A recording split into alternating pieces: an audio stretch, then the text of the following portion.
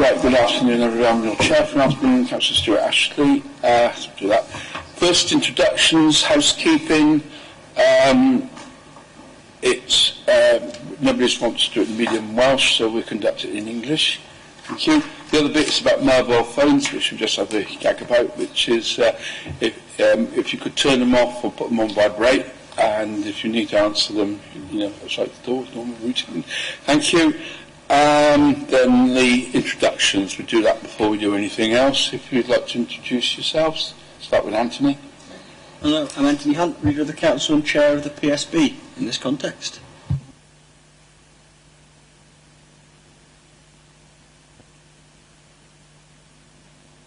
Dave Congreve, work for Torfaen County Borough Council and supporting Bill as the in support of the objective around healthy living for the PSB. Good afternoon, my name is Lyndon Puddy, I'm the head of PSSU and support the PSB on behalf of the Council. Good afternoon, I'm Sue Brown, I'm Partnerships and Policy Manager for the Council and support the PSB with their coordination and facilitation.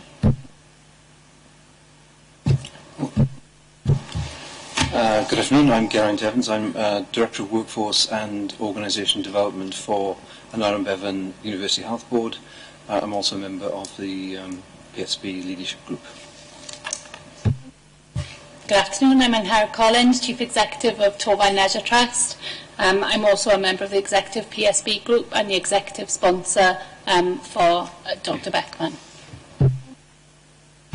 Good afternoon, I'm Bill Purvis, I work for Natural Resources Wales, and as David said, I sponsor the Healthy Living objective for the PSB with the PSB Group. I'm a member of the PSB Exec.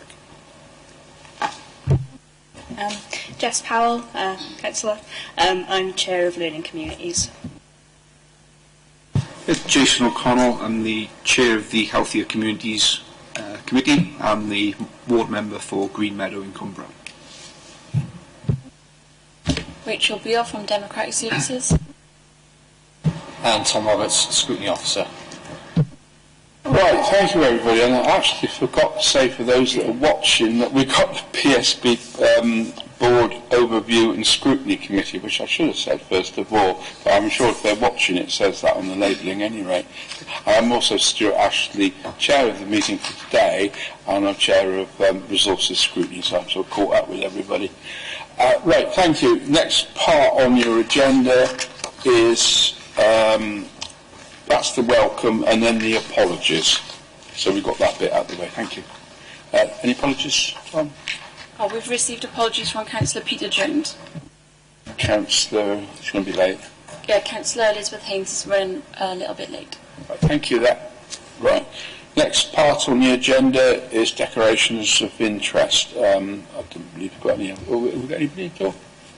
I'm not aware that any declarations need to be made, but obviously if in the course of discussion something is raised which is an interest needs to be declared, then please do so. Yeah. Next item on the agenda is item 3, is minutes from the last meeting, and that's page 3 on the agenda. So if we go through those, look at for accuracy and go back then and look at in terms of matters arising. You've got page 3, page 4, page 5, page 6, page 7, page 8 and page 9. Is anybody that can move them other than me? I think it's only me, isn't it? I think I'd better say that they look okay to me. I have read them, and I better move them. Any of the members of the board, you haven't seen anything in that these raised? No. I say that was unusual, but it's, as far as I can see, they're okay, and we've got none of the members there. So, from that point of view, they look okay to me, and the recommendations are okay. Right, thank you very much indeed. And we've got item action sheet. Do you want to bring that up at all? Yes, that's just what it is, isn't it? The action was completed, yeah, so yes. There's nothing to add, really. So, great. We're on to the matter, as it were, which is, again, agenda item 5, which is the report Public Service Board progress report on PSB development and improving health and ageing well through a place-based approach, which is quite a mouthful. But as most of these reports are so, they have it's basically a report and selected, if you go down to section 3 on here, it always says what we're supposed to do, which is 2 items. A committee is invited to consider, I'm looking at people that wrote this, which is the extent, the likely impact of the action set out here address the requirements of the Act. I believe this is what we're supposed to do, and the knowledge, expertise to provide comments and recommendations for further exploration and development of the work set out in this report. What else am I supposed to say on this, Tom? Have I covered it? No, I think you're just... So who do we start with? I think you're good to go to the questions. Obviously, the report is set out in 2 distinct parts. One around the challenge and development of the PSB, and then the second is around the Healthier Behaviours project in Blenavon. So it probably makes sense to take these sections one by one, and we open up to members for questions. Yeah. I think being new onto the PSB, it would be useful for me just to get a flavour of the work that's gone on over the last 12 months, I think, to get an update as to where we are. Yeah. Who wants to kick off on that one? Shall I just give a brief? No, you always... Yes, thank you. It's very generous of you to say that, Councillor. I take that as a positive, thank you. Just in terms of where we're... This is the joint scrutiny of the PSB board itself, so all the relevant partners are around the table today that could make this, and from an administration point of view, I'd like to thank all the colleagues from around the PSB for coming today, because diaries are very full, and we've got the most senior of the PSB around the board today. Just to help Councillor O'Connor with a little bit of background around this, scrutiny received 2 sessions of the wellbeing plan last year, which was looking at the partnership plan going forward now over the next term of our partnership activity across the PSB. The PSB's wellbeing plan contains 7 overarching objectives, and those 7 overarching objectives were developed from both a wellbeing assessment that was undertaken during the period, and then worked through the PSB executive group and the officer support group that sit under the PSB to develop for scrutiny what the final plan would look like. That final plan went through the scrutiny process of not just the council, but through the scrutiny processes of all the other partners. So it is truly a partnership plan that's been approved right across both the statutory members of the PSB, and it's also gone to the members of the PSB that are asked to attend the meetings, because it's structured that way. So the PSB plan is very young. It's a very young plan. It's a developing plan as we're going forward, because it's a plan that isn't understanding what's going to be done in the short term. It's what's going to be done in the short, medium, and importantly what's going to happen into the future, because it's within the Wellbeing of Future Generations Act. So there's a huge emphasis on future generations in the work that we are going forward. So it isn't necessarily a plan that you would often see coming to council, where it has the plan has its strategic objectives, and under that then you have various objectives that are going to be undertaken and timeframes to which they're going to be undertaken within. This is a much longer process, and it involves a much greater emphasis on partnership working being very key. I think it would be fair to say from amongst the table, we're still working through that partnership approach, because of course we've all got different governance structures, different ways that we do business. We are also restricted by different legislation that we all work to. So this update report that you're getting today is the forerunner to a report that you're going to get in May, which is year 1 progress of the PSB itself. So today there's 2 focuses on it, in item 5 and in item 6, and we've got the executive and lead sponsors around to answer any questions that scrutiny may have today in support of those. And I won't go into those in too much detail, because obviously you want to hear from my colleagues around the table. But there's a real want within the PSB to do things differently than what we did under the LSB. So there's a huge emphasis on partnership working.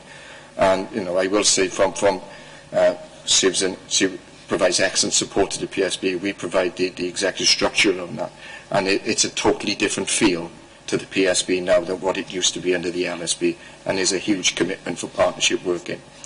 So I'm going to leave it at that point, Chair, because obviously you want to go through the report in the 2 sections that you highlighted you wanted to go through.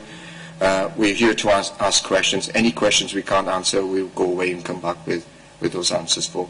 Is that okay to start it for 10? That's brilliant. Thank you, Lyndon. I knew you were going to...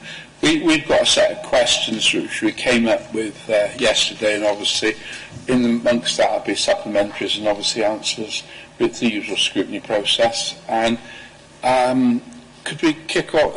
We start with the challenge and development of the PSB, and I'll start off with the first one on there, and my colleagues go into it after that. You okay with that, colleagues? Yeah, thank you. It's obviously challenge development of the PSB, and the first bit of it is, can you give an overview of the work so far that's been undertaken for each theme listed? And I'll start with A, which is culture and partnership behaviour, organisation development, with a focus on partnership working. Does that make sense, what I've just said there? It is in respect of, can you give an overview of the work that's been done so far? And then number 1A was the culture and how you changed the culture, because that's obviously what you were saying just then. How have you managed to change that culture from what you did previously? Does that? If we give some answers, and if they're not the direction track we want, so if you just let when I look at the way this has been worded, that's culture, and then the next one's collaboration, integration, transformation, and contextual. So there's a bit more. These questions, sub-questions of that is fairly complex, because what you're doing is quite complex. Yeah. Thank you, Chair. Yes, those 4 sections are the work that our PSB graduate is going to be working on over the next 2 years. So we haven't actually touched on all of those aspects yet.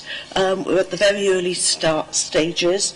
The board has been together for a couple of years, and the Welsh Government timetable, I suppose, about getting the assessment together and the plan together really overtook any development time that the board would have had to develop before they started doing that work.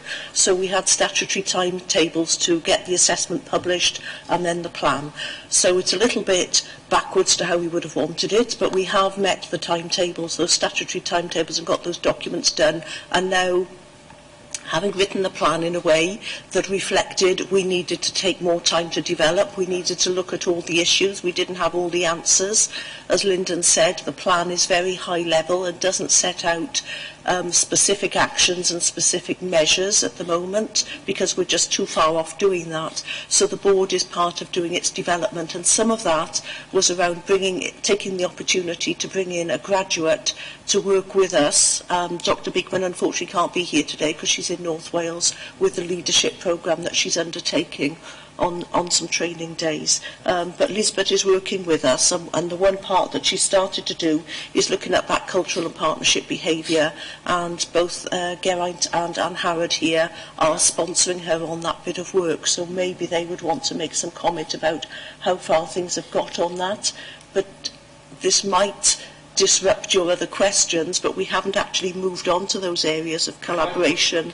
I put the other questions in because I think they all go together when I look at it. They're in your report, and it was just how we framed it as questions. The other questions also feature place-based work in. What does it mean to partners? What are the enablers and barriers to a single approach? What are the implications for public services in Torfaen if we carry on the same direction of travel? And then D was PSB governance. You see where we're going with this. They all link together when I look at the questions. And it's complex, but they all work together. I mean, the 4 sub-questions in there are all part of the same thing, really, and you've got somebody working on it. I mean, it's in your report. We've just asked it as a question. I want to answer on that and go round on that one, I think. So a first attempt at rambling my way through that lot, and by all means rope me in when you think it's gone off track. Probably useful to start with, well, what's the implications of public services if we continue to do everything that we've done previously, if we don't change? And I think, if you read the needs assessment, that's written pretty large in there about the demand that falls on all of our services. So I think the imperative to change is pretty well established in the data around why do we need to change in the needs in the population level wellbeing assessment. And there are lots of dimensions to that, whether that's health, whether that is people's consumption of a whole range of other public services, their behaviour, the way in which things are generally and need to change. So I think that's the first bit about the implications are that actually we'll find ourselves in a place where bits of the public service already find themselves at the moment. Health is probably the exemplar of that, where actually the demand presenting at the door at the moment from the population that's already ill is already pretty unsustainable. So if you then play into that mix what we know is going to change in the future as the population ages, as some of those habits don't change, that demand is going to increase unless we dramatically change our response to that. So I think that's a good place to start your thinking about, right, well, why does the PSB need to be different?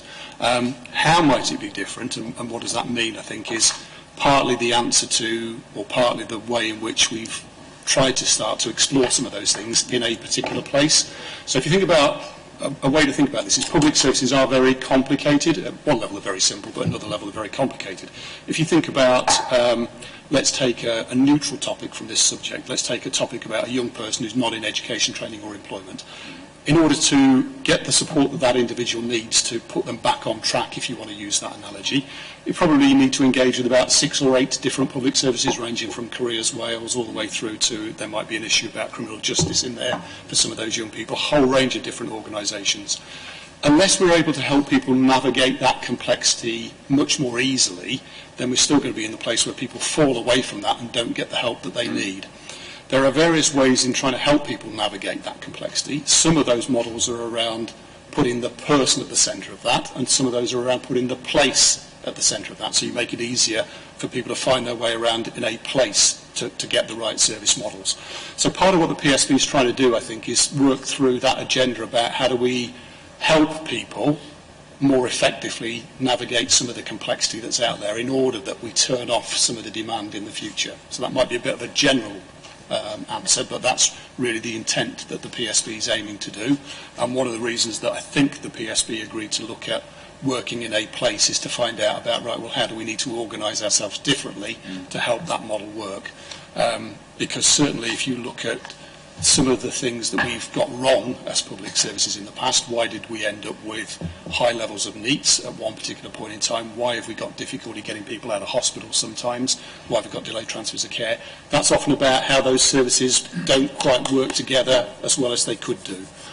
So you can either do that by bringing them physically closer, the integration agenda, or you can do that by helping the coordination and the navigation of those services more effectively, and that's what the PSB, that's part of what the PSB needs to change. So that's probably a good ramble to start us off. There are a couple of other sub-questions in there which I might just need a reminder on. So the one question, that was the culture and partnerships behaviour. The next one down was collaboration, integration, transformation. Suppose that means in the context of partnership working. And then after that was place-based working, which you did sort of touch on. And then, this thing on. Can you hear me all? It's whether they can hear me out there. So collaboration, integration, transformation, which we touched on. People-based working, what it is, means to partners, what are the enablers and barriers to ensure a single approach, and then the governance of PSB and how that addresses that current model, what partners' views on the current model, is their case for change. So this all fits together, doesn't it? Coming on that first, actually. Well, I think that the first question, really is the crux, because unless I think we get that right, the relationships and the culture of the board, then it's like building a house without proper foundations. Obviously, people like us are often impatient to try and get to outcomes, because that's what matters at the end of the day. All the processes in the world don't change people's lives. Outcomes are what change people's lives. But unless we get that sort of that foundation of culture and sort of working as partners properly together, I think one of the things that's been key for that in the last sort of few months is having the same people around the table, and really building that sort of relationship. You know where people are coming from, who they represent, and then getting those people sort of integrating everything back at in their day jobs. But I think that the first part can't be overstated in terms of importance, because if you don't get that right, then everything will start to fall down later down the line when you try and do things. Yes? Yeah, just thinking, because, the questions at the top are extremely broad, so if we start to, ask something more specific. So, following up from what Anthony said, I was wondering if you had any sort of specific examples then of problems with the culture and behaviour and what you're trying to do to overcome those, just to sort of give us a flavour of it.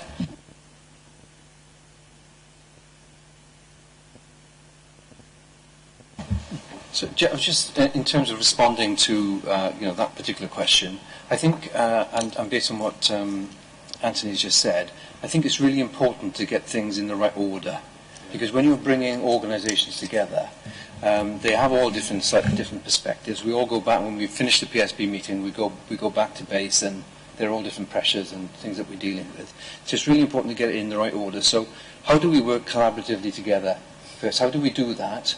Because it's easy to say, bring organisations together, now go away and collaborate. It won't happen.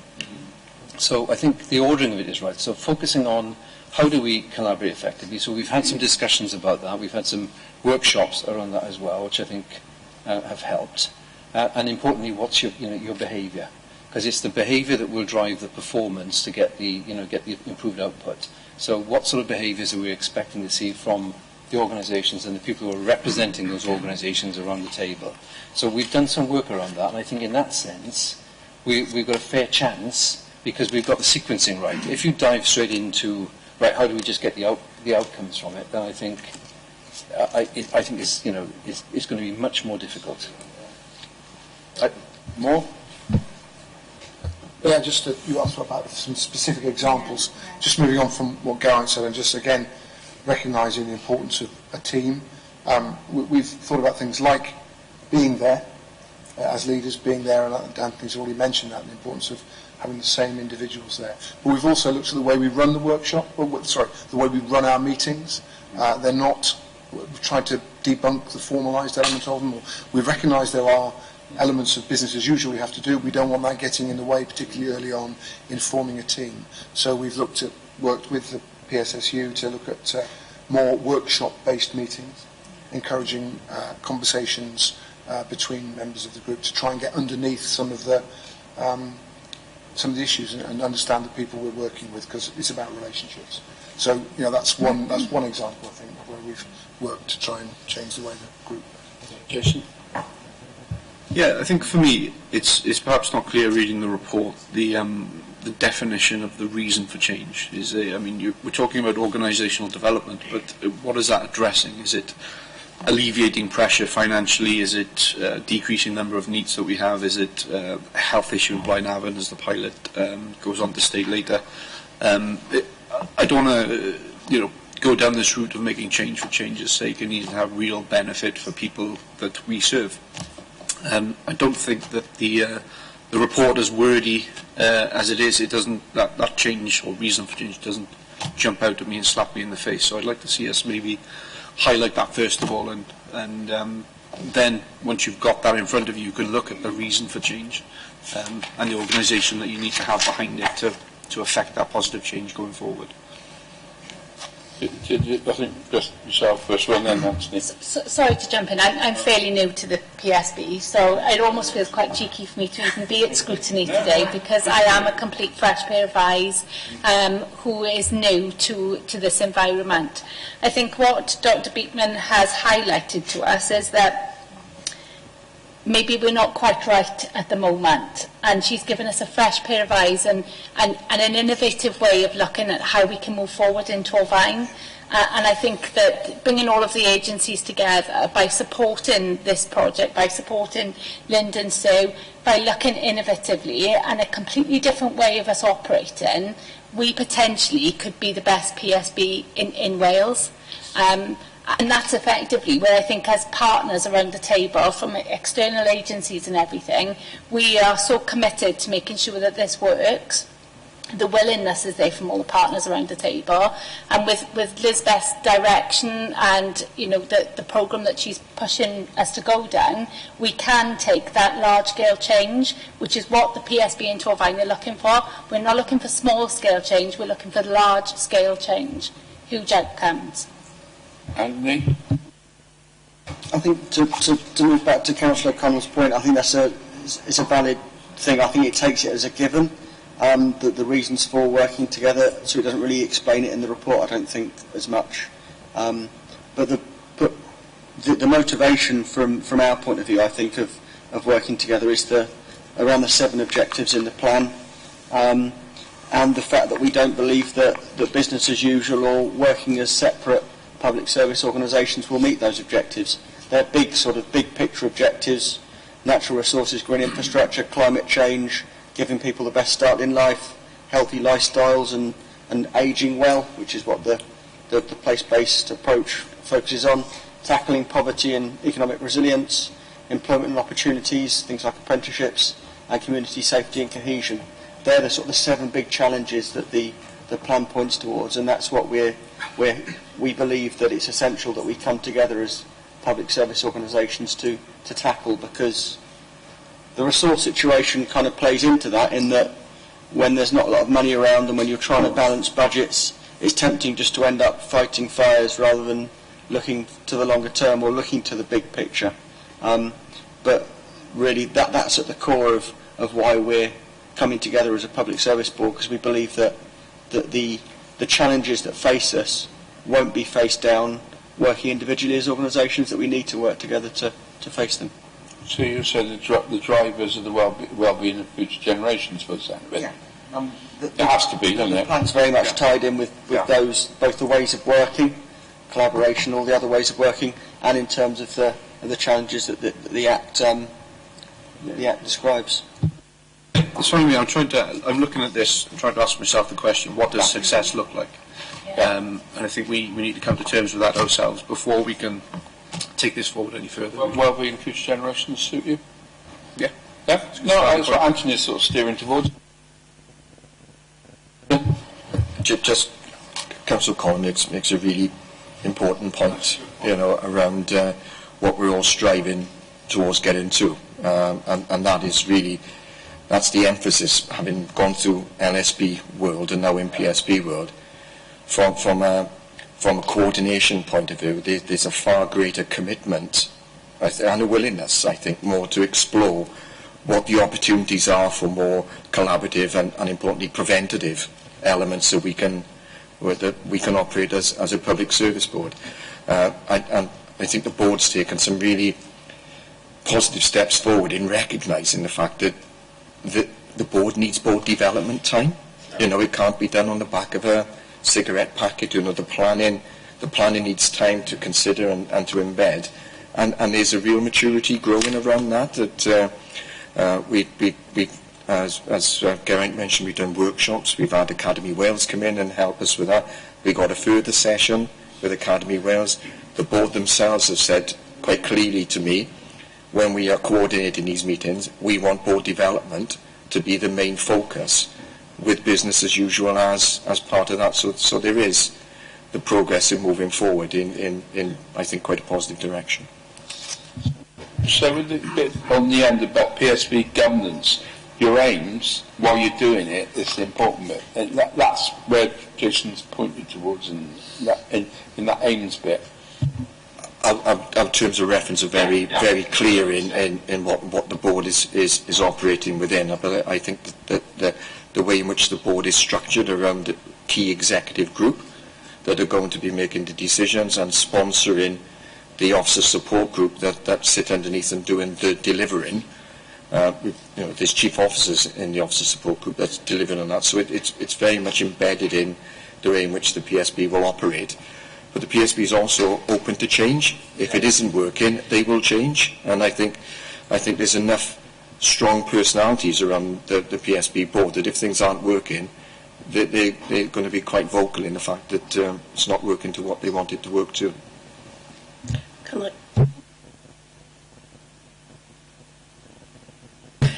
just going to add to that really. I mean, Lyndon has alluded to, you know, the LSB, which was the previous partnership around the local service board, and everybody had their part. So the police were working on safety, housing were working on improving housing, we were working on tackling NEETs and children, etc.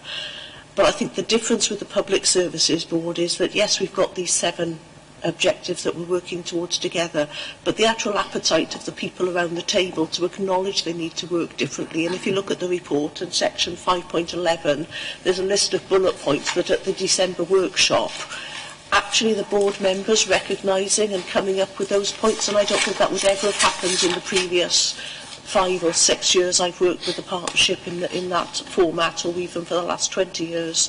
I think people are looking at things differently and recognising that we can't just all go on doing our little bit and joining up here and there. It's got to be something absolutely fundamental, which is almost where we're taking things back to the start. And certainly the work that Geraint and Anne Howard are supporting Dr. Elizabeth Bigman to work with us on is going to be addressing some of those things.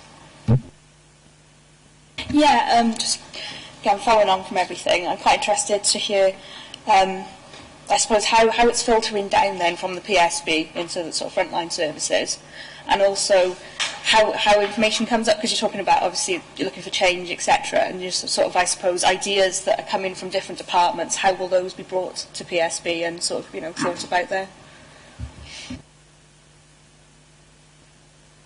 Example from the health end of things, really, which is the only bit I'm really kind of close enough to answer that. So, for example, one of the issues so if we take Blynavan and health, and I know we'll probably come to talk about that in a bit more detail later on, one of the opportunities we've got there is going back to this point about, actually it's often about how services work very effectively together, how they join up. One of the opportunities we've got in Blynavan is having a really good resource called the Primary Care Resource Centre. So taking the sort of steer at the kind of high level that the PSB sets, you've got to start to think, right, well, okay, how can we make more of that asset?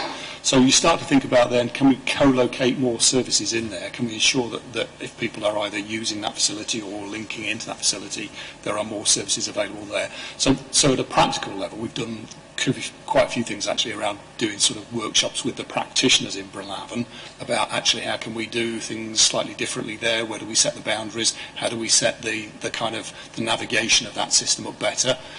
Practically what that means is that around with a range of other things, we're going to be putting some of our customer services staff into that building as well.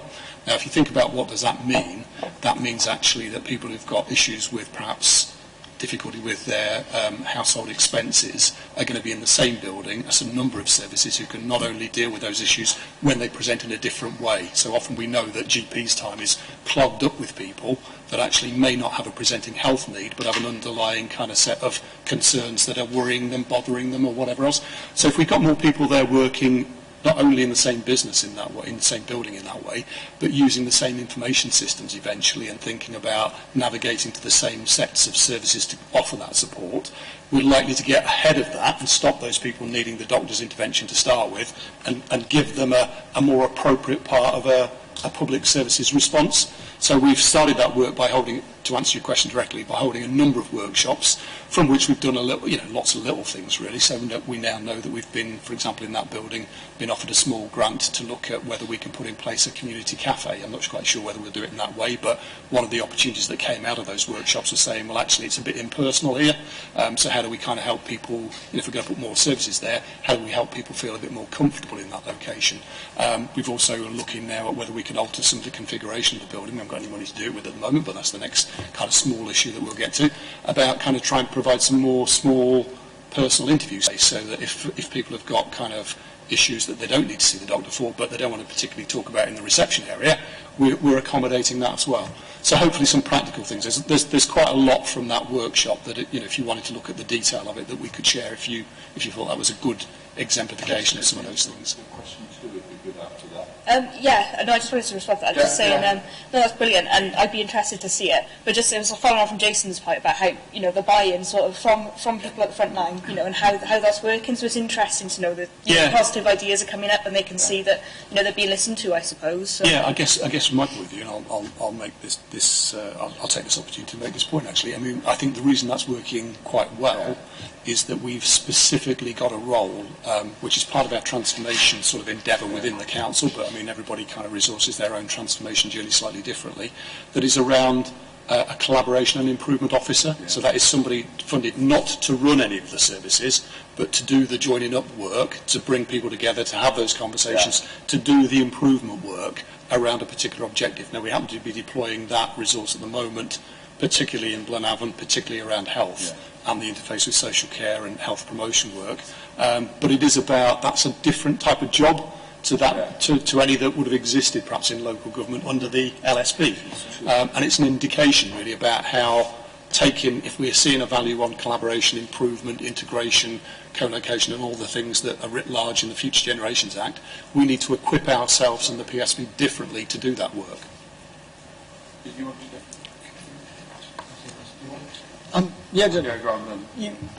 Okay, you go first, Jack. I just wanted to offer you another example, going to a really good question about the join-up. And the exec is very aware of that and needing to work at the level where we can add value without getting involved in the detail, but encouraging that kind of behaviour. I was going to give you another example of where I think the PSB and working together at officer level in the PSB has helped, and that's in the area of environmental and natural resources grants, which Welsh Government have offered, and there's been some really good examples there. It's a slightly larger than Torfaen scale, but Torfaen have been instrumental in that Torfaen offices. So I think a large amount of that has come out of really meaningful conversations that were held by people like the Fire and Rescue Service, NRW, local authority, and others about what we need to do in upland areas, for example, and so the healthy hillside stuff that's really driven a lot of things. So another example, I think, of where we probably, those conversations would probably happened in the old days, but they're not quite as fertile as they were, and I think we're grabbing opportunities a bit better now as a result. And just to tie that together, I think the phrase you use is an important one, filtering down. What we don't want is a situation where we're all talking at our level, but nothing really gets back to the operational level. That's why we're keen to work with the operational group. We're keen to embed sort of the ways of working throughout our organisations, not just at top level. I think it's why the place-based approach is a good sort of way to start as well, in a way, because you're starting and maybe sort of fleshing out some of the issues that will occur, some of the the immovable objects and irresistible forces that occur when you try and do things together in a physical example within a place. So maybe you can see sort of place-based approach 2.0 can learn from those and move forward. So I think the filtering down, I think, is a key thing, because this can't just be something that sits at a sort of a managerial and executive level, but doesn't change the way our organisations as a whole operate. Can you do question 2?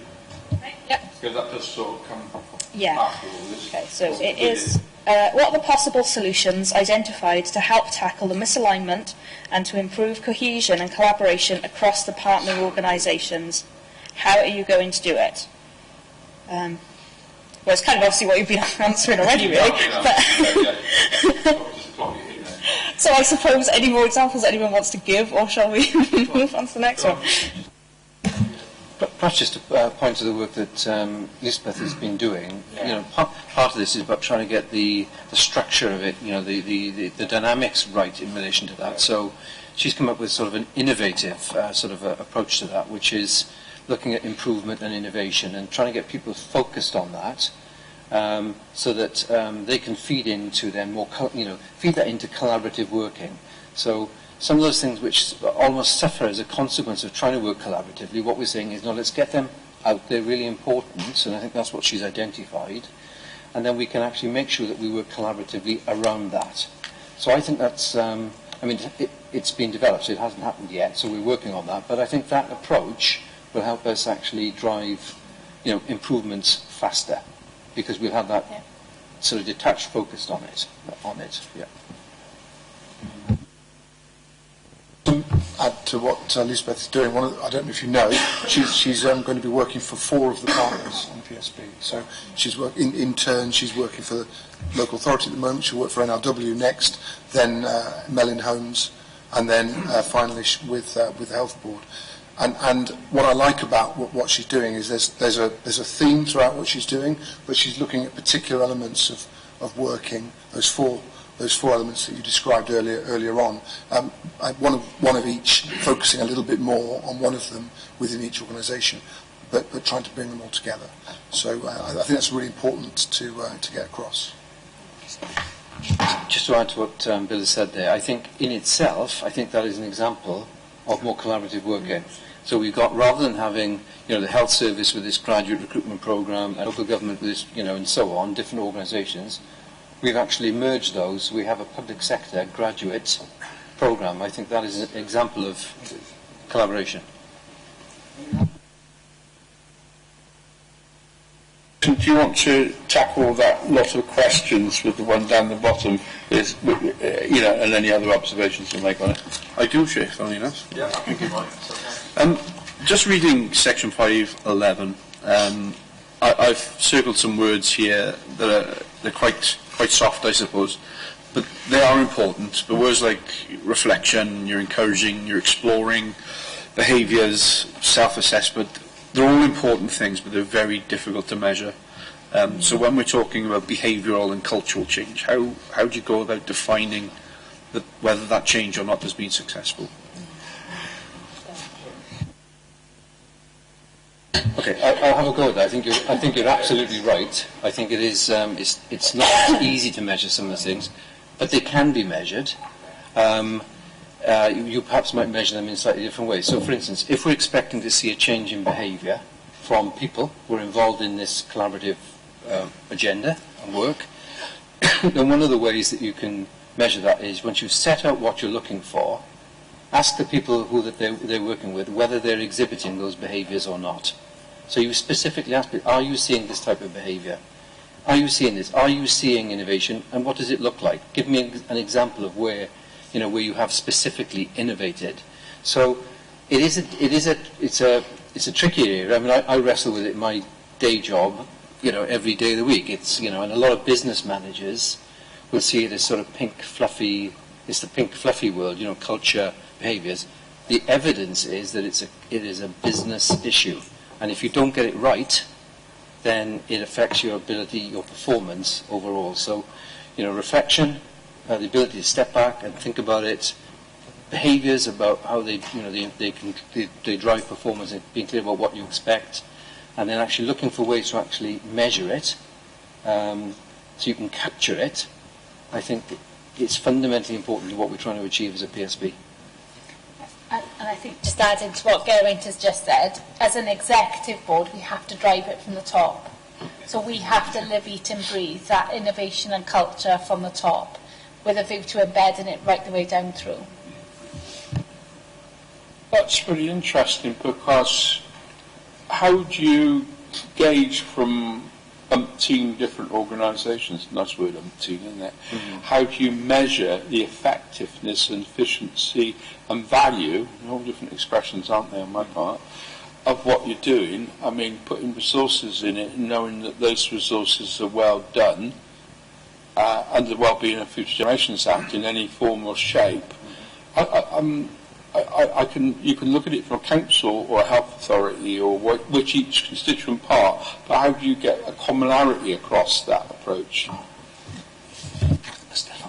Well, I think it is a fascinating area, isn't it? And I expect better people than certainly I have ever, been not been able to find a solution to some of those questions.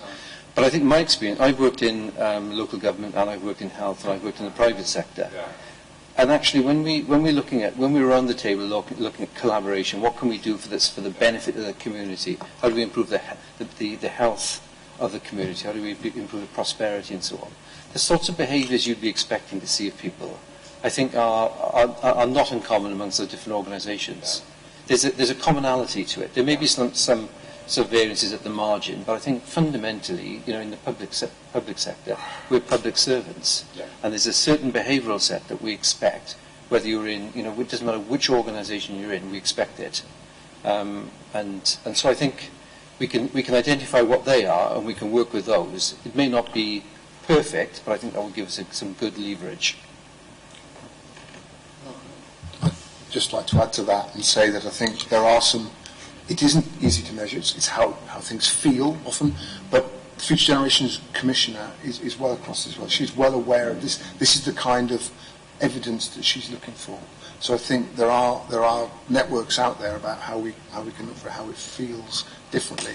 Ultimately, the proof of the pudding here is that it leads to more efficient delivery of outcomes, better services, because our organisations are thinking about the opportunities around collaboration rather than focusing solely on what I've been told to do this.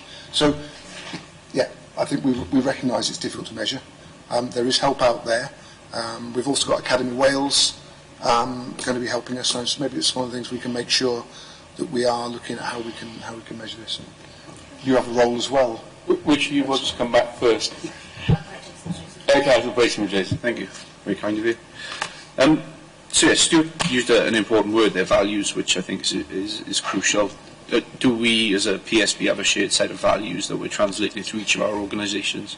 Do we have that shared culture, looking at performance improvements and things like that? And do we have that shared vision? Now, each of our outcomes for those different areas is going to be different, obviously, because you work in different areas. But those three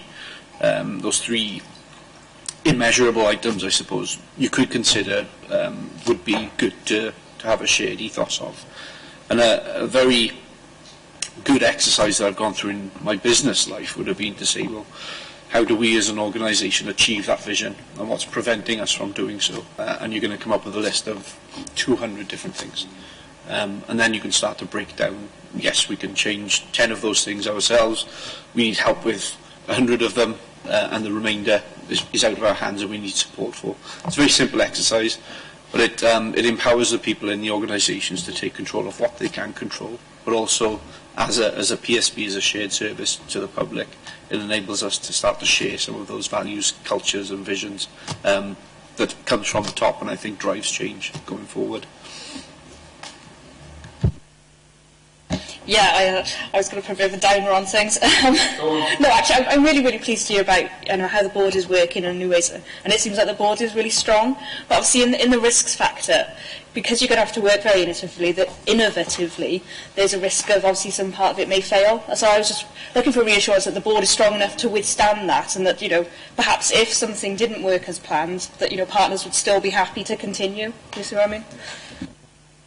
Yeah, Jess, I think for us, we have already said within the challenges that we've already presented to ourselves that we're ready to sit back, readdress and go back in again, because just because it hasn't worked the first time, although I'm sure it is going to work the first time, just to be clear, just because it hasn't worked the first time, it doesn't mean that just with a bit of tweaking we can't make it right. So as an executive board, I think we're absolutely ready for any challenges that are faced us. And actually, I think as an executive board, we're quite excited about what Dr. Beekman has presented to us, and we're looking forward to going through the journey with her. So the point I was going to make in relation to innovation and failure, I think we have to recognise if you're going to innovate, you're likely to fail on occasions, and actually failure is not. Failure is learning, and so as an exec group, I think we'd want to encourage that. We may get some things that go wrong, but as long as we're doing an awful lot that's right, then I think that's the important thing. Jason, did you want an answer to your proposition about? Particularly, I think it's just probably important to note there's something we want to consider going forward. The other aspect, the one that I noted down here, was 5 areas to a healthy board. It looked a little bit like something I've seen in business, which is mandate, governance, behaviours, connections and renewal. Was that sort of mantra you had there? It looked like one to me. You were taking forward. I think that's right. I think they resonated hugely with the board. And it comes back to Councillor's point there, and we talk about vision, and what's the mandate. We have to have good governance. We do have to make decisions. We have to get that balance right. We've already talked about the softer stuff around behaviours, and work hard. If you look at the 5 ways of working on the Wellbeing Future Generations Act, they're a really good test and a good measure for how well the PSB is functioning, and that's around connections as well as behaviours. And then, of course, we've got the renewal. We talked about failure. learning lessons from, and making sure we're reviewing what we're doing, and we are reinventing ourselves if we need to. Right. At the end of that, there's one more question which you can have, Jason. Right. Number 4. Yeah, I think that's a question that's been asked and answered. Yeah, okay. The question just for the invitees is, what does success look like, and how will we measure success? So I think we've talked about that. Views on that, haven't you? Well, I was going to just come in on the last end of the last comments, really, and I think can feed into this. A lot of our partners are members of other public service boards as well. So the Health Board are in 5, NRW in 19, I believe, across Wales. You know, the Fire Service serve 10 PSBs. So the PSB here is open to learning from partners about what else is working well within other PSBs. So we're not trying to do this on our own, although by the Act and Welsh Government have set each PSB a task to do these things. You know, we're not acting in isolation, any of us. So there's a lot of sort of networking going on at both executive and officer level across Wales, I think, to sort of learn from others and do some of that work. Right. So I'm going to move off this in a minute. Is there anything, last minute words you want? Jason, sorry? Come back on that point. Yeah. Are there any other PSBs out there that you would hold up as the gold standard that perhaps we would want to go to see and go to learn from? No. No. I think a lot of PSBs, both myself and Sue, go to the All Wales network, and we're all at different stages. I think it would be fair to say, because we've all got slightly different governance structures, and we've all taken a slightly different approach to it. What I can say that what we are doing in Torfaen and Moors Gwent as a whole, we've got a Gwent Strategic Wellbeing Group, which is again all the partners around the table that we are working collaboratively across Gwent to make sure that that what lessons is learned in one PSB is learned across the other. The other thing that we are doing as well as part of the strategic group is that we are looking at what are the common themes across Gwent, and we are looking at that group adding additional value. So it's the local wellbeing plan being delivered, plus there's the Gwent officers are looking across Gwent as well. And we'd also want to give assurances to you as a scrutiny committee, the regional partnership boards and the Social Services and Wellbeing Act. We are really well linked in with that board, and we are ensuring that if the regional partnership board is doing work, then the PSB doesn't have to do that work, so we are not duplicating, because that's one of the huge criticisms I think that's come out of previous partnership work, is organisations are doing quite similar work and doubling the cost. This time we've taken a far greater strategic view of that, and we're in a much better place to understand who's doing what and when. On this before we move on? Before we move on, I will be continuing to meet with other PSB chairs as well to look at what they do. I've had discussions with Lisbeth, Dr. what's her surname? Beekman, that's it, who's professional. And she's pointed out some of the interesting things that other PSBs are doing, and how I can sort of have a chat with other PSB chairs to try and learn and try and nick good ideas. Great. We'll be happy to do that, I'm sure. Anybody? I just wanted to say that that's a really good point about best practice, and it's something that we, as a PSB, we're very open to. It's making good stuff. It's a standard scrutiny question to ask what else everybody's doing. We like that one. Anybody else from there? Right, brilliant. Part 2 is testing a place-based approach to improving healthy lifestyles and ageing well. Introductory question. Can I do this one first? Oh, good. Lovely. Thank you. That's my phone. Can invitees give an outline of the current position of the Healthy Behaviour Project, and in doing so, can the linkage between integrated wellbeing networks, I wouldn't have done a jargon on this, you lot can do that, regional partnership boards and public service boards be explained and how they work together to deliver the place-based approach in Blaenavon? And then I've got a set of questions under that, all right? Okay. Yeah. I'll give you the easy ones. In no particular order, so I'm not quite sure what colleagues know around regional partnership boards, so let's just start there in terms of a little bit of context for you. So although we're talking today about public service boards, which emanate from a particular piece of legislation, the Wellbeing of Future Generations Act, running parallel with that and slightly different in its focus is another set of legislation that preceded it actually, which is the Social Services Wellbeing Act. And so through the Future Generations Act, PSBs have taken life. Through the Social Services Wellbeing Act, regional partnership boards have taken life. And the purpose of a regional partnership board is to do that really important work about saying, okay, if we're facing massive challenges in health and wellbeing, physical health, mental health, and care for our population, we know that actually often people fall through that gap between health and social services. So the purpose of a regional partnership board, and regional in our context is Gwent, so there's a Gwent Regional Partnership Board, as there is a Gwent ABHB. The purpose of the Regional Partnership Board is to try and principally create systems of work that bridge between health and social care so that it's less likely that people are going to fall through that if they've already got a health and social care need. So that's probably a really important last bit to hold in your mind. If they've already got a need that requires better coordination, I'm paraphrasing it, I'm sure other people will put this more technically, but if they've already got a need that requires better coordination of a health or care service, then that is largely the territory of the Social Services Wellbeing Act and the RPB. Where PSBs, public service boards, add value to that is actually what we really need to do is stop people really needing to have a service to start with. So one is about how do you get better value out of coordination and the services that are already there. The other is largely about how do we stop people needing to have a service in quite the large numbers that they currently do because of the way that health is valued in certain communities, amongst other things. So that's probably a good point to start, because that has been one of our complexities in doing the work so far, because regional partnership boards, as you've just heard, the same for PSBs, they're emerging in real time. So you can't say actually that's exactly what the work programme for the RPB looks like and we know exactly what it's going to be doing for the next 12 months. We know broadly the direction of travel, but actually all the way through that, new resources come along.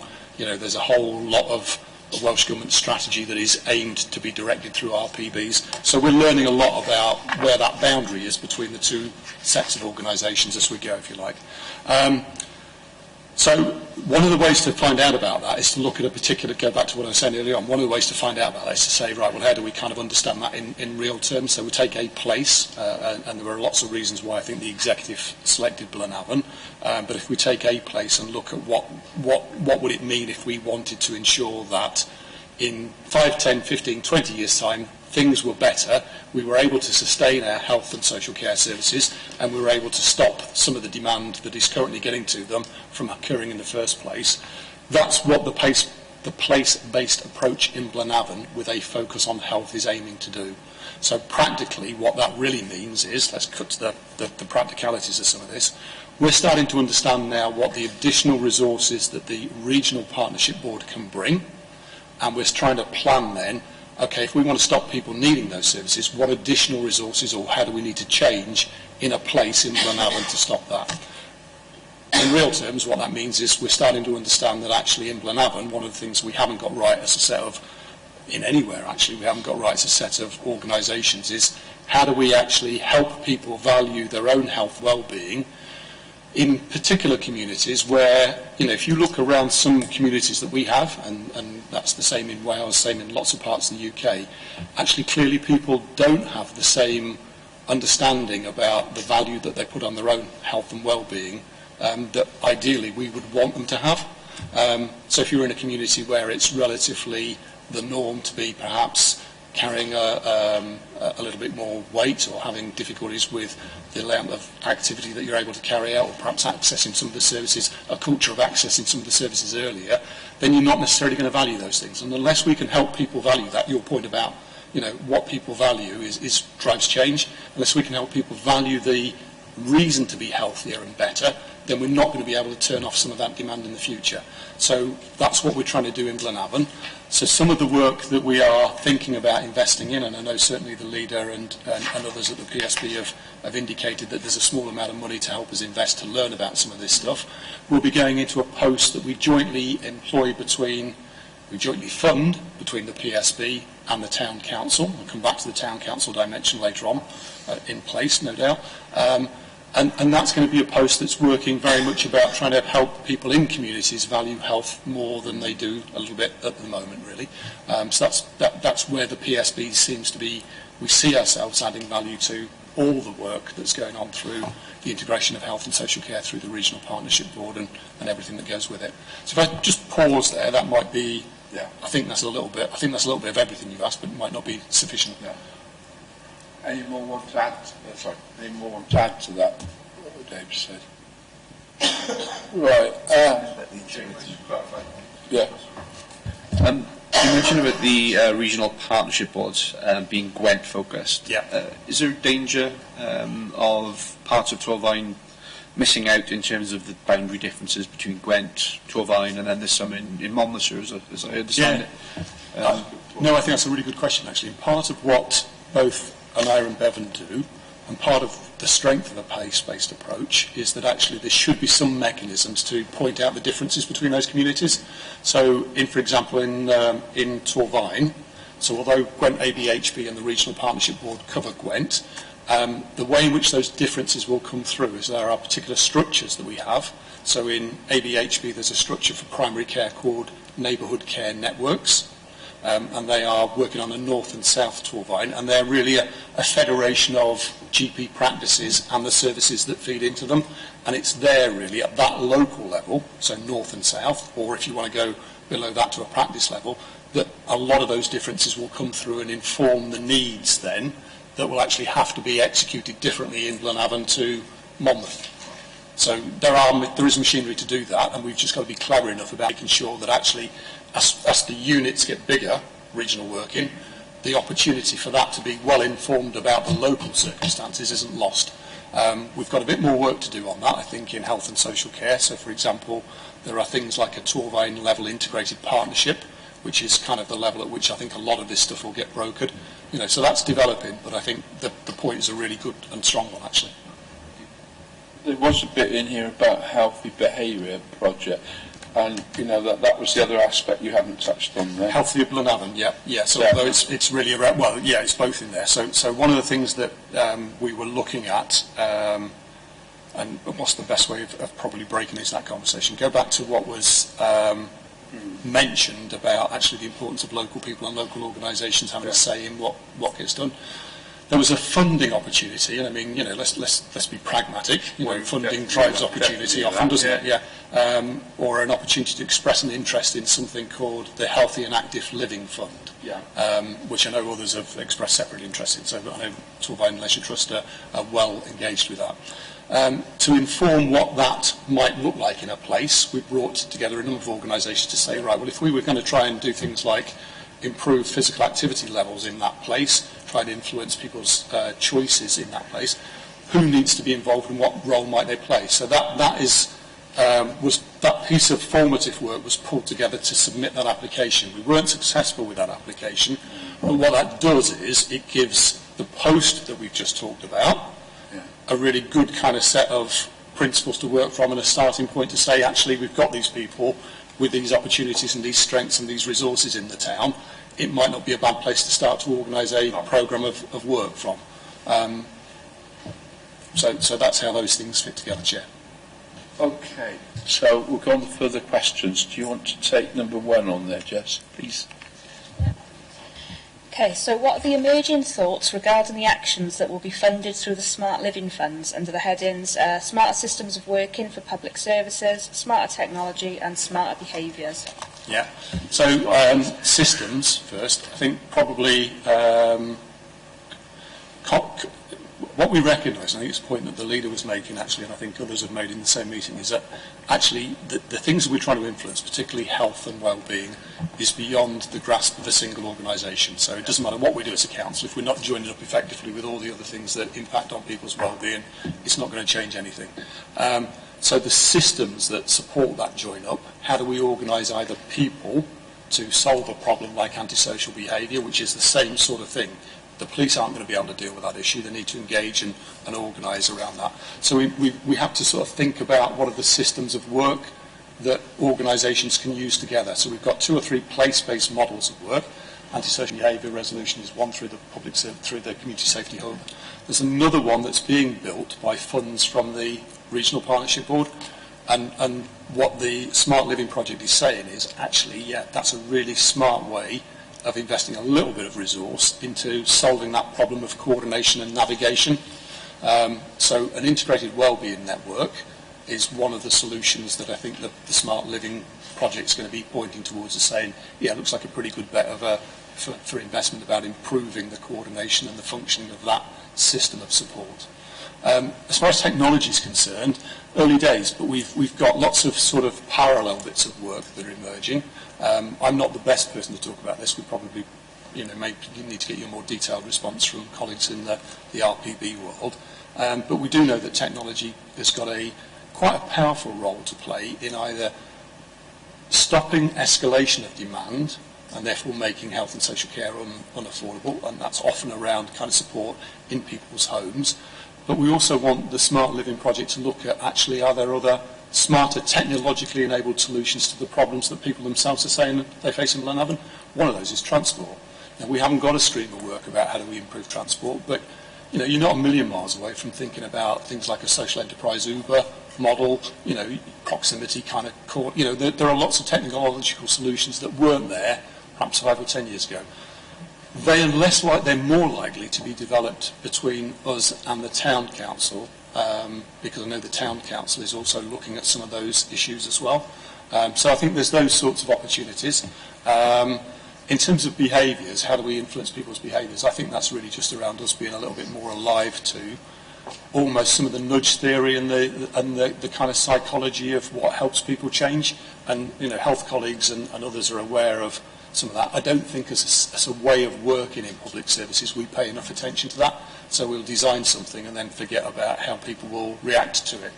And actually that can be really important in terms of helping nudge people towards that. So for example, in the report, we've cited a little bit about Newcastle Can, which is more around the social movement type of thing.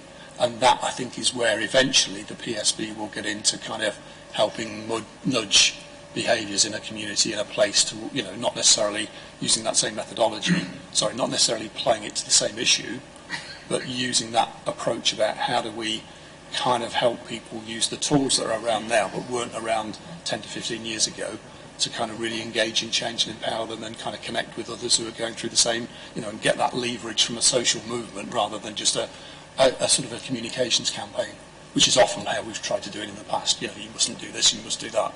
It's not really quite powerful enough. Okay. Any more on that, Phil? You mentioned transport and other issues. How are you going to reflect those in this project? Well, one of the other things that I think will come out of the learning from the Smart Living money that we've got, and it goes back to the point about systems, it seems a bit tangential, but I'll just sort of wander around it for a second, is that actually, although we do as separate organisations quite a lot of engagement work and consultation work with the community, we've all done that from our own perspective at different points in time. So we've never necessarily had a well-rounded understanding of what people are concerned about. We might have it in the context of, I'm concerned about this in terms of access to health services or other things. So, but when you try and look at all of that together, one of the issues for Blenavon is around transport, for example. And actually, we've just got to make sure if that is an issue for people, that we're somewhere addressing it. So I think part of the smarter systems is how do we do our engagement work better collectively so that actually we get to the right issues as far as people are concerned about. And then secondly, I think it is about sort of saying, right, well, okay, if that is an issue, we need to kind of work with people to try and think through the solutions. It's not going to be a traditional, we can't afford to buy a traditional solution to that, and we may not understand the granularity of that problem, So there's more work to do, I think, on transport particularly. That point, yeah. Right, Jess. Next, if that was question to Listen, sorry. Got GAs over there, I'm getting them mixed up. Can you explain how the PSB's framework for a healthier Blaenavon programme will build on existing activity being undertaken by partners? Yeah, I mean, given that it's still fairly early and that we haven't yet appointed to the post that will be doing the work, I think it just goes back to that principle about, right, well, we looked at the opportunity, we tried to understand what people are currently doing. So, for example, one good example up there is there's some very good work being done by our sports development team around the hashtag, the campaign around If You Go, I Go. That happens to be aimed principally at young girls and women who are not physically active enough. But it's one opportunity to build out from, isn't it? So the same principles, perhaps to a different and a wider range of client groups. So it'll be that kind of thing. Let's look at what's working well. We've had conversations about that there may be opportunities to think about access to physical resources up there differently. I think what we've got to do is get that post established first and get that post engaged with the right kind of services and then work out the plan, really. The key thing is that we are aware of the need to be aware of what's already going on the ground and not just sort of come in and, just sort of blanket over everything, work with what we can work with to get the best value out and to not duplicate or sort of tread on things that are already successful. Yeah, I mean, just to exemplify, I think that would be a challenge for us because all the time those things are changing. All the time those things are changing, which is, I think, why we've got to invest some time, energy and some belief in somebody working at the lowest possible level here with the town council in the town rather than across the north, to really understand that and really think about what's valuable to that community and then to kind of build out from there. One of the things that we talk about, I don't know whether we've talked about it today, but we certainly talked about it in the officer support group, is things like, and we use different labels for it, some people call it place-based social action, other people call it community-centred health approaches, other people will talk about asset-based community development. They all share a common set of principles about trying to understand what's important to a particular community and build out from the strengths that has, rather than saying, actually, your problem in Blaenavon is this and this is how we're going to fix it, because we won't fix it. We'll actually probably make things maybe worse if we try and take that approach. I think that answer there probably touches on the next question we have, which is who else have we involved in the community? But it also specifically asks about engagement with young people. And I think that's probably key is, have we gone into the schools in the area to get the young people, to get them to do the outputs? Because if they start to see their work out and about the town, they're more likely to become engaged themselves and bought into what it is that you're trying to achieve. So I think that's probably a key activity that needs to happen if it hasn't already.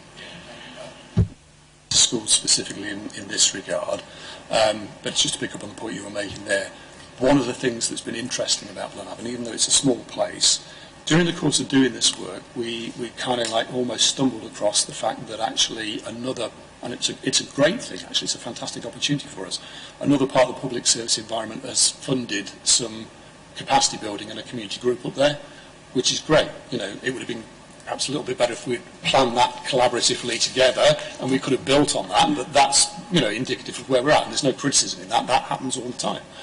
The point being that in that group, which is better placed to kind of articulate some of those issues, there's a real focus on young people.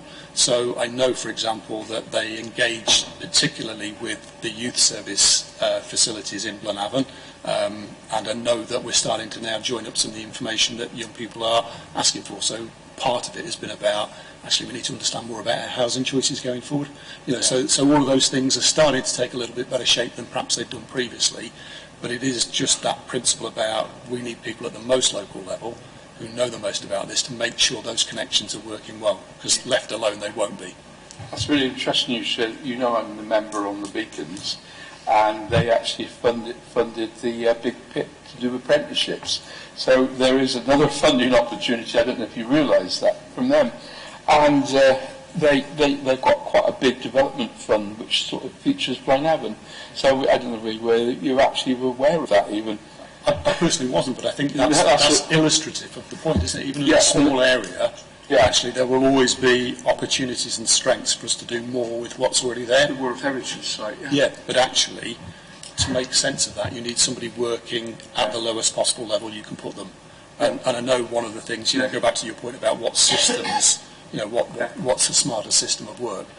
part of the reason we've invested in this is to try and understand the general lessons, which is what the leader was saying about place 0.2. What else? One of those general lessons I think that's going to be writ quite large is actually if we helped town and community councils to change, and we harnessed the energy, the commitment and the abilities that they have, they're a real strength alongside some of the strengths that exist in that community already. So, part of the blueprint, I think, is about how do we help make that change, how do we invest more resources, expectation,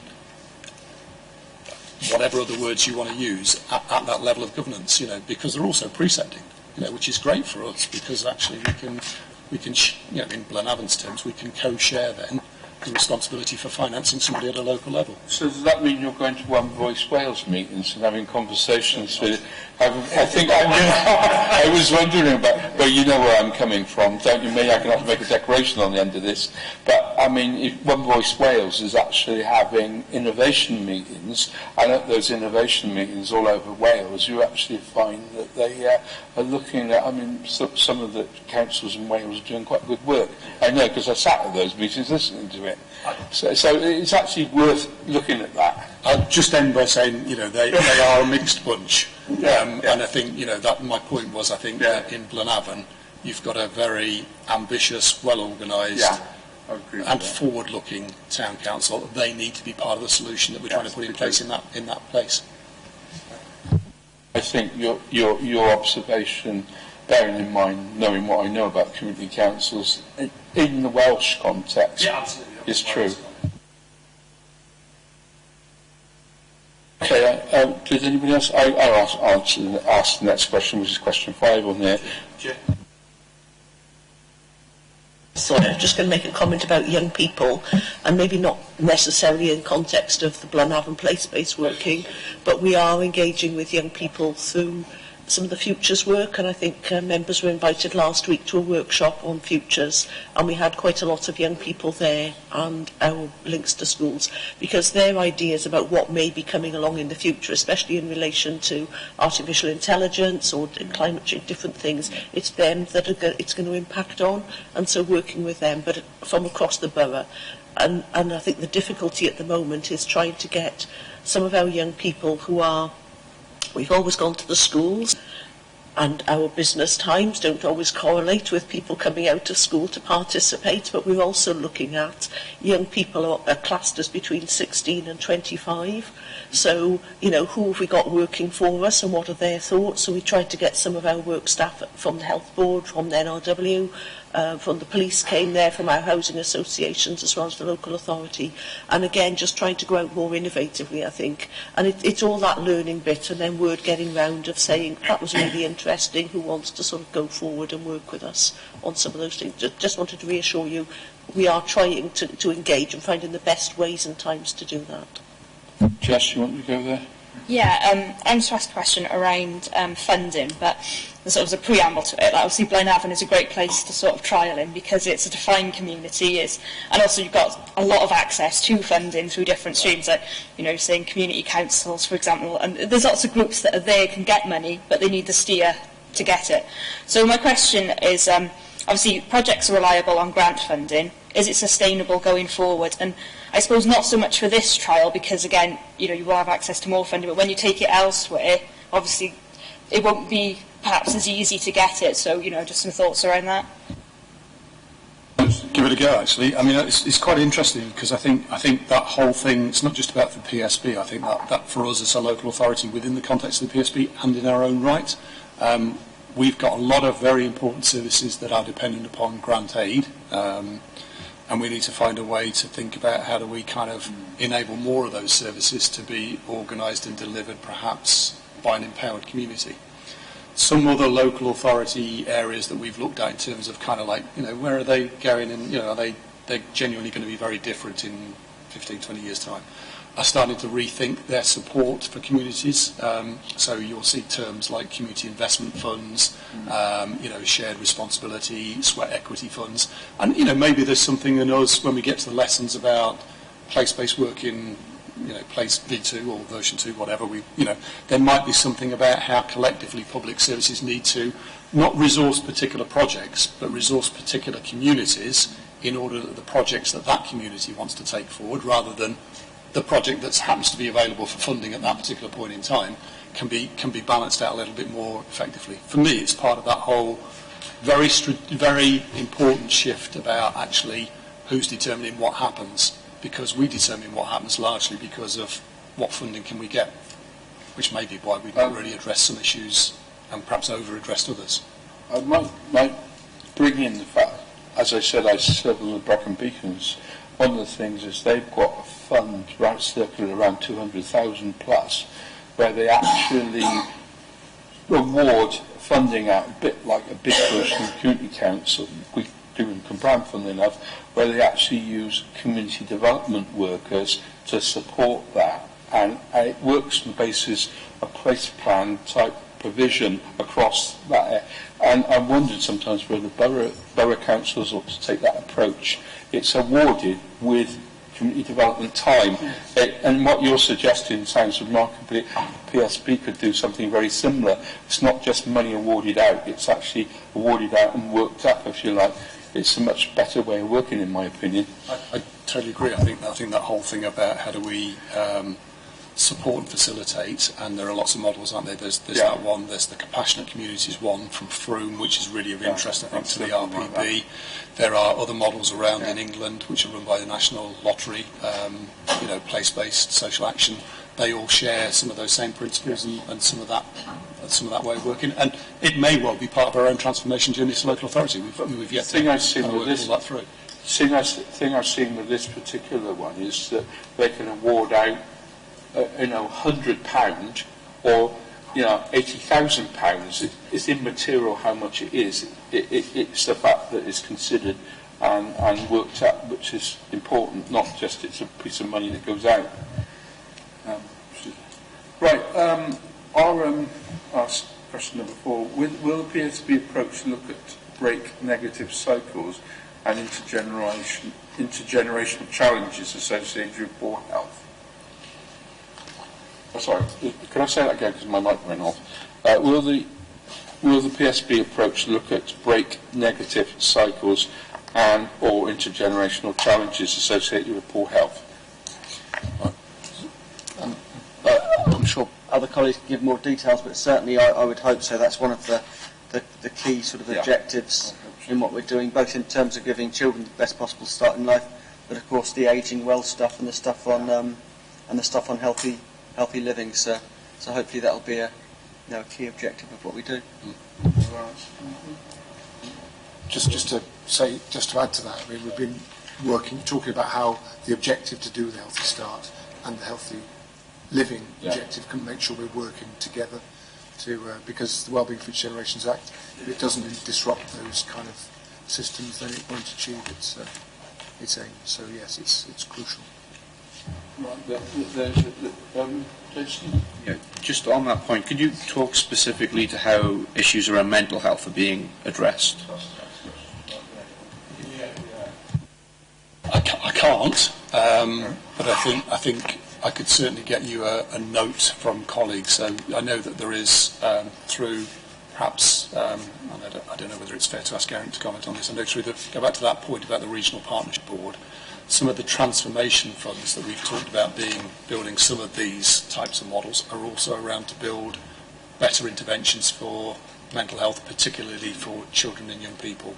I'm not particularly well cited on that, so it may be something that we need to send you a note on, or ask Sarah Paxton, who's the chair of the Mental Health and Learning Disabilities Partnership. She would certainly be able to give you a view on activity around that. Just wanted to comment on that as well.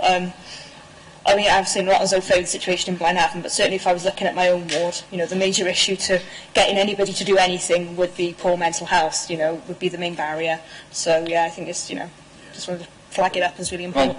Just add in there's several questions, which is it's mental and physical health and the well-being of each mental and physical health, and we're looking to propose to improve the physical and well-being. So it's all that together, but the mental health particularly is the one issue, which obviously the demographics up there suggest that as well. It's all across the top of the heads of the valley. I remember going to a lecture on that by the MO for Wales just a few years ago, and you just look at the figures, they're appalling.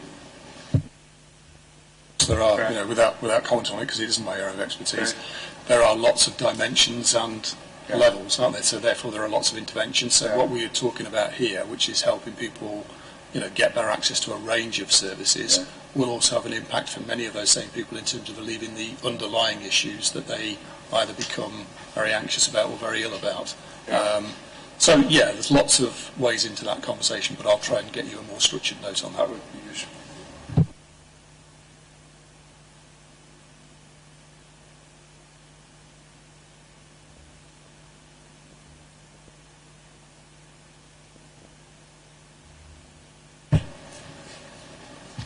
Yeah, I'll move to question 9 actually, if that's all right, Chair.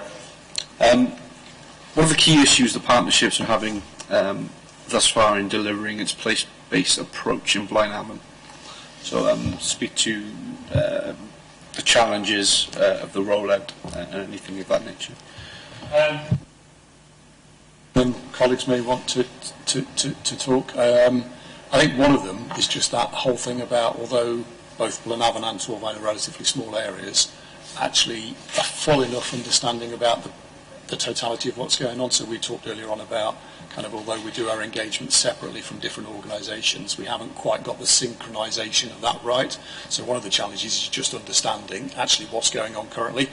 Another of the challenges you've referred to, I think, is about actually, by the time we've mapped and understood the services, some funding's run out, the services change, we've closed them down, or somebody else has closed them down. So the currency, keeping things current, I think is a big challenge for us, as well as kind of making sure that we're engaging more, you know, from a more rounded perspective as a set of public services.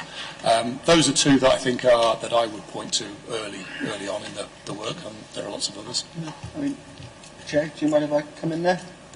Yeah. You want to take this? Yeah. I mean, I think data and intelligence and how we use those better across public services is a key challenge. For us, you know, it's a bit of a sort of a tired anecdote, really, but it's the old anecdote about the doctor's surgery and about how, you know, 60% of their demand is caused by 6% perhaps of patients who have ingrained health problems or other issues in their lives that cause them to create much more demand. How do we get better across public services at appropriately sharing information so that we can respond better to people who have greatest needs, and how we can try and break those cycles better? For me, that's one of the really interesting things about how we can use things like open data, how we can use appropriate data sharing, and how we don't let sort of the old anxieties about sharing data for good uses get in the way of that. I mean, it drives hell into me when I hear stories about incidents that have happened due to one public service not sharing data with another one. And we need to get away from that negative sort of spiral there and to a positive one of how we do use the data to try and get in there. We've talked about things like, you know, mental health, other things that go across a number of these different challenges, and how we can use the data in communities to properly sort of get in amongst the problem and wrap solutions around people that really deal with the you know, the causes of issues rather than just the symptoms. Thank you. I see what the problem was with the question you left there. I'm going to put a supplement in here. What the question was trying to address was, how do you get people to take ownership of their own health needs? It was mentioned in the report. Didn't look quite right in this question. I realised what it meant. You know, a lot of places people not quite au fait with their own health needs, and how do they take ownership of them, and how do you encourage that in a public health way to do that? Yeah, I mean, is that right, Jess? I think that's that. Yeah. Lots of layers to that. I think there is. One of the principles actually is that you don't parachute somebody in from outside who tells them. You know, so I think that goes back to what we were saying about how the public services need to work together, and actually the importance of being involved and enmeshed in the most local level of that community's life. So I think, you know, the start there would be a good principle. I think then using evidence-based, you know, there's lots of things that public health have available, but actually it's about kind of I think it's as much as anything about giving people confidence that they can change, and some of that is just about kind of very, not necessarily one-to-one work, because that isn't the work that we envisage this post doing, but actually ensuring that the conditions for some of the other services up there are right.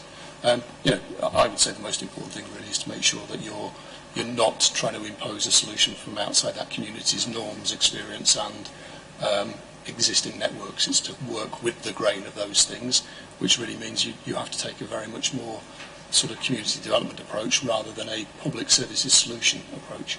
Thank you. So just to add to what David said there, I think one of the things that we've learned in health is it's important what question you ask.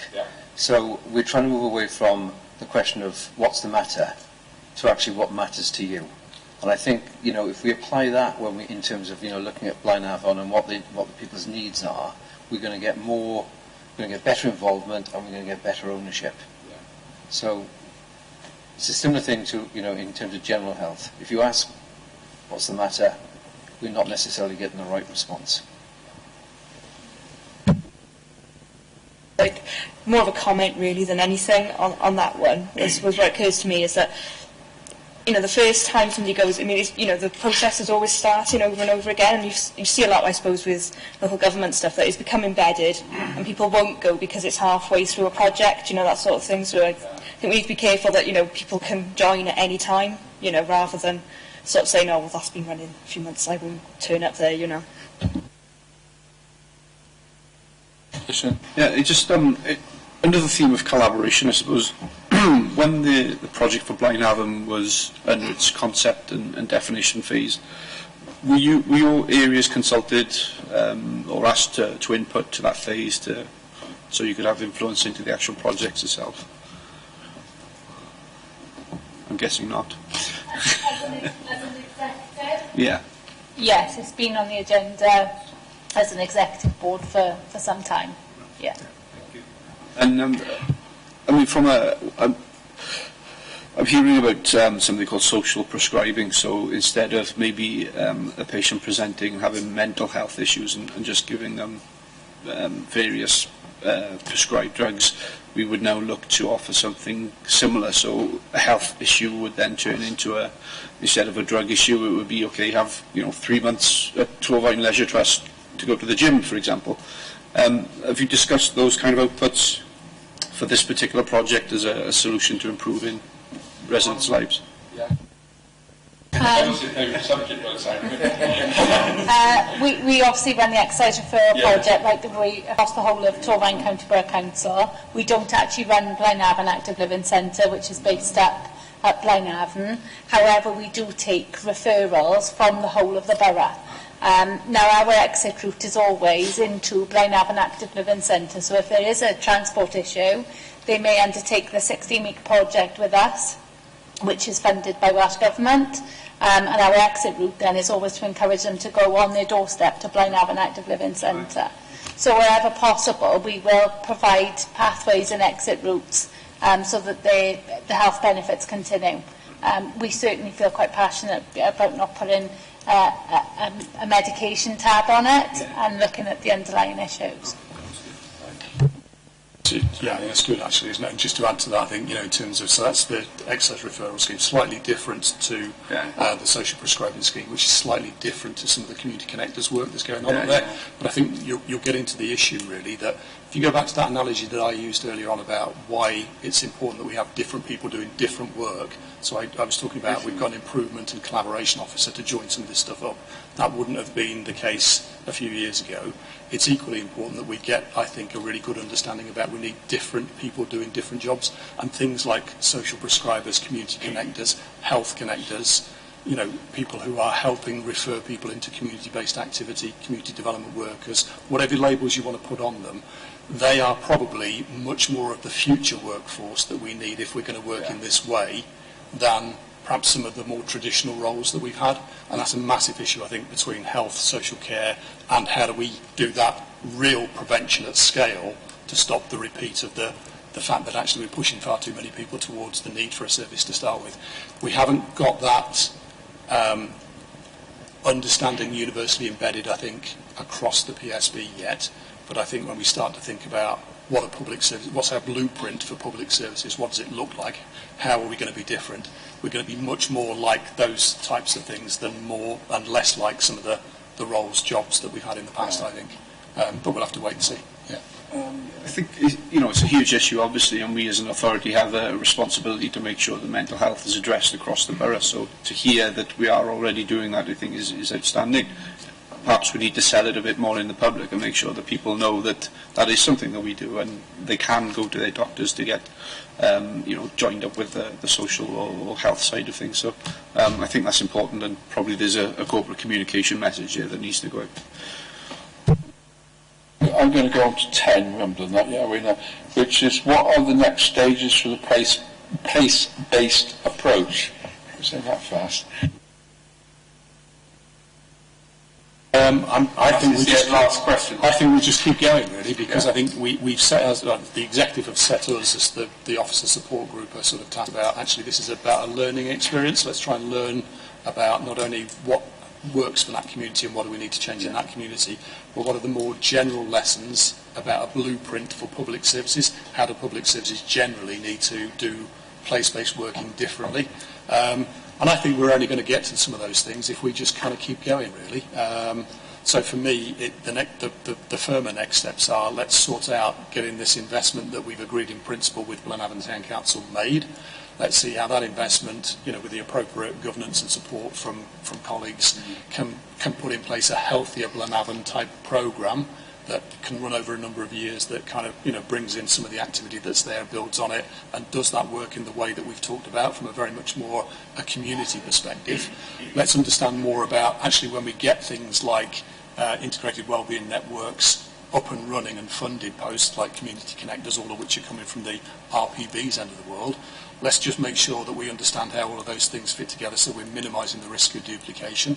And then let's just do a little bit of reflection about, right, what's that telling us? Because in a few months' time, few years' time, I'm sure somebody's going to be saying, right, well, actually, what have we learned? What do we think we know that we ought to be thinking about for Pontypool, other parts of the community? And what does that mean then in 3 to 4 years' time for all of us working together as public services? It does mean we'll probably be looking at some of those different roles being funded, those different ways of working being reinvented, and so on. So, yeah, I guess at this early stage, it's unless anybody's really seriously concerned that we're dropping something somewhere, I think it's just keep pushing on. Jess? Yeah, just as a final thing, I would say it's a really exciting project, and I'd be particularly interested in seeing the communication strategy around it, because obviously that's something where it's very difficult to engage people, but you've got like a great opportunity, because it is a close-knit community, to see what works best for different demographics as well. So yeah, I'm just excited for you, really.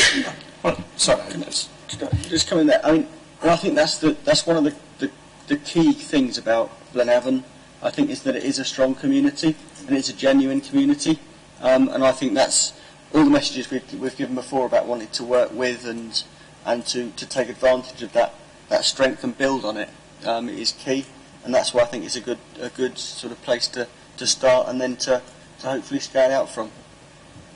Right, Jason, do you want to say anything more? Right, it's your chance now to have a go round the table. Anthony and David, there we go. Who wants to wrap up on this? Looking at Lyndon. Sorry, Lyndon, I always do that to you. Not a problem, Chair, thank you. You've had an opportunity this afternoon just to see really where we are in terms of work in progress. What I would like to emphasise back to the scrutiny committee is, we are very much early days. Yeah. The plan is long term. We've got the annual report to produce this year, and we are looking at an innovative way of tackling that, and we're looking at that on a Gwent footprint.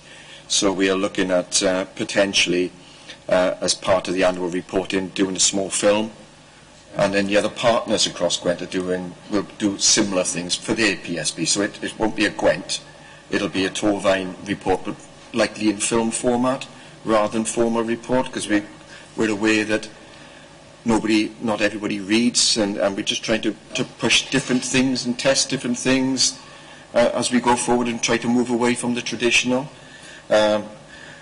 But as said, it is very much, we are work in progress, but I feel far more confident with the colleagues that we have on both the executive and the OSG platforms that we have, that things are moving in a positive direction. But they will take time to fit in, and sometimes that's difficult across public services because we expect to start and a finish, don't we? But this is very much a work in progress. Anybody else want to add anything? Well, thank you very much for your contributions. I think we're coming in on time, and I've found it very, very interesting. Thank you, members, for your hard work, I think, because there's a few of us here. But, no, thank you, and I've learned a hell of a lot, and wish you luck with the Blaenavon project, and hopefully a report back when's the next one? May The annual report is due back to you as scrutiny members in 1st of May, and that really will be progress up to date. And again, with thanks to my colleagues from across the PSB for coming. And I thank everybody for coming and meeting them. Bye-bye.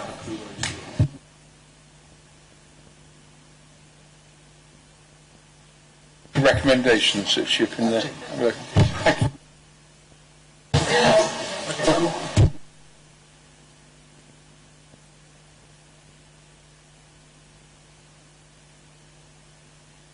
Recommendations from like Jason. I'm sure you've got one you can make. Ask all questions.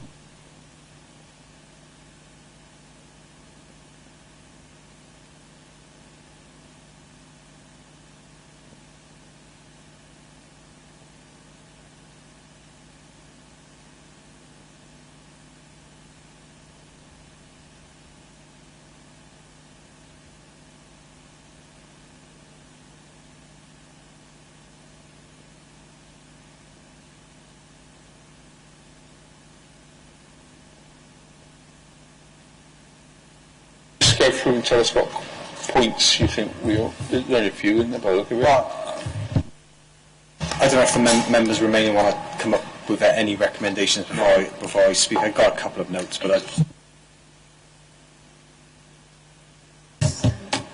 Communication. And that's the main one. That's a thread to everything these days, yeah. If you had the answer. Yeah. Well, yes, just go for me. There's a communications one. yeah, from the start there was a sort of a little bit of a thread around, communicating what it is the PSB does. So people outside of the people who work in the PSB appreciate the role that it's playing and how it fits in with other parts of government. So that there may be something to capture around that. There was the point that Councillor O'Connell made around developing a framework for measuring behaviours, which I think people around the table agreed was very important. So that may need looking at. And there was also a comment around perhaps having a shared set of values as well that can be adopted by all partner organisations. So that was the first part of the meeting. The second part of the meeting was, I felt members perhaps at the moment didn't feel as though mental health was being as well represented as physical health in the project, and perhaps that might need looking at and addressing. Councillor Hunt raised the point that there needs to be better data intelligence and sharing of information. And I suppose that again links into the communications issue around making sure that the right information is being communicated between each agency and everyone's acting upon that information. So I think that's basically what I picked up, and obviously there was a lot around communications, and there was the issue near the end around ensuring that people in the community are well aware of what's going on with social prescribers as well. The only one I would have, which they said they'll do anyway, but obviously when they get the person in post, I'd really encourage them to seek out every sort of group they can, not just people who are necessarily working around health and well-being, because, you know, there's opportunities there to link in with any sort of group that is happening.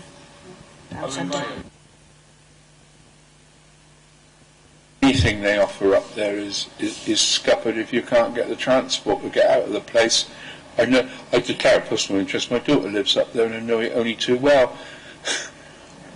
And transport is a key up there. It's very isolated. Yeah. It's interesting what they were talking about, potential for Uber and some, you know, a more sort of technologically advanced solution to it than, you know, the typical community transport. So perhaps a recommendation that they, you know, in future they look around work with that and any partnerships we can form, you know, to help our work. The only thing I said is that's okay if you've got the money. Well, yeah. The reason it's so isolated, it's so joined up as a community is partly due to it being so difficult and isolated, and I suspect that's part of why it has a bigger community feel than a lot of other areas. Yeah. So I think what you're saying, so any sort of solutions, programs, projects they come up with need to have transport embedded with it. Yeah, in them. has to. I mean, Leisure Trust isn't up there because and she mentioned transport issues when she was talking about it. She did. Okay. The thing is the transport issue. So, I mean, if they do fitness regime, they've got to go up and down. At that point, you should try getting a takeaway up there. It's fascinating. They actually had a surcharge on something for Abergavenny, and the best deal was Carnival. yeah, and I think as well, because I mean I know that Torvine Leisure aren't necessarily based there, but they have got the Active Living Centre which it'll be based around. So, you know, and I think it'd be interesting. They do have groups that use that. So how are they getting their transport? You know, obviously they're busing people down. So there will be solutions, but they just need.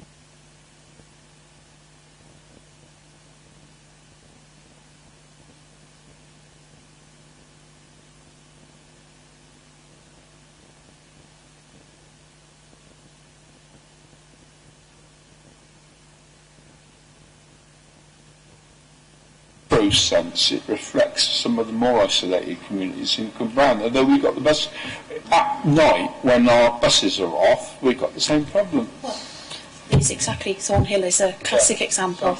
After sort of 8 o'clock at night or on a Sunday, you can't get a bus. So I do think Blenavon is a good choice for it. Really do.